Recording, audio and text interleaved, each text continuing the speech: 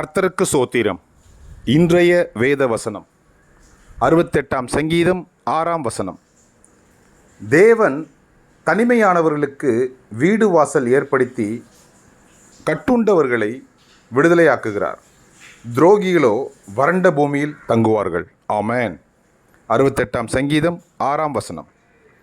தேவன் தனிமையானவர்களுக்கு வீடு வாசல் ஏற்படுத்தி கட்டுண்டவர்களை விடுதலையாக்குகிறார்.